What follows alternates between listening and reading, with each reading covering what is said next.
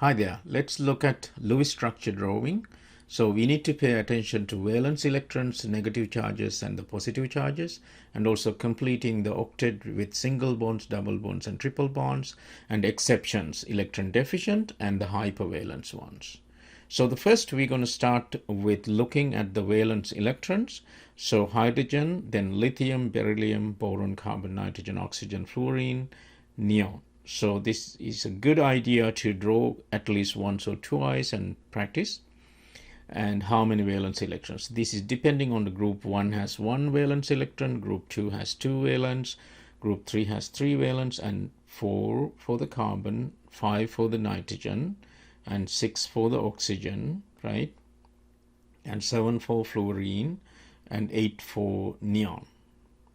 So when you draw, you add electrons to 4 corners and double it as long as you have how many depending on, right? So that is to show valence electrons. So once we have valence electrons, we have to pay attention in the given example. If there's negative ions, you're going to add an electron. If there's positive ions, going to be subtracted an electron, right? Now, so we have the valence electrons, the outermost shell electrons, and that's the responsible for chemical bonding. Then we'll see how to complete their octet, that is basically to make how many bonds.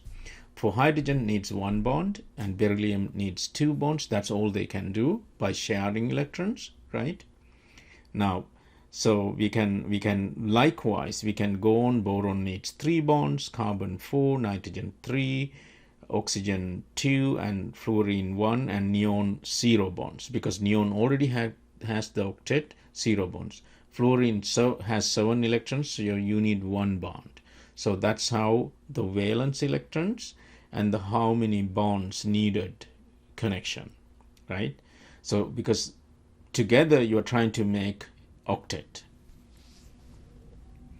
Now, example is HCl. So in the HCl example, is hydrogen comes with 1 electron, and the chlorine, actually, let's change it with the different electron just to see that. So 7 electrons in the valence. So now you have 7 and hydrogen 1. So you connect that one. That's a bond, covalent bond. Now we satisfied. You can box the duet on the hydrogen with the common electrons, and you can also box chlorine with all the electrons together surrounding chlorine atom, that there is octet. So that's the requirement. So you're trying to satisfy the octet, right? Now we can get few more examples to do that. So HCl is the covalent like that. It's the simplest one to see. Water, you have oxygen, so let's see, 6 valence electrons, 4 electrons in each corner. Then you have 2 more, you put it like that. And then you have 2 unpaired electrons. They need to be bonded. So we have 2 hydrogens. So the hydrogens, each hydrogen brings 1 electron nearby, and then you can connect those. So that's the covalent bond here and the covalent bond here. So now we put the covalent bonds, and oxygen and hydrogens are connected, and then we can see whether we have the octet. So if you box, we can see oxygen surrounded by 8 electrons. That's satisfying the octet. And each hydrogen also actually satisfying its duet.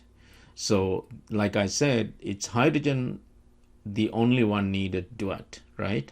Now we can look at ammonia. So nitrogen has 5 valence, so you start from 4 corners and then 1 on the top. So that means total of 5 electrons, valence electrons. Now we have 3 hydrogens. So we add them to each unpaired electrons. So they are going to connect with the covalent bond, now sharing electrons. So now we can see we have completed the molecule. So in the Lewis structure, you can see clearly nitrogen surrounded by 8 electrons of total satisfy the octet, and each hydrogen, even though I don't show, it's the hydrogen has a duet. So look at the next video for complex ones. Thank you.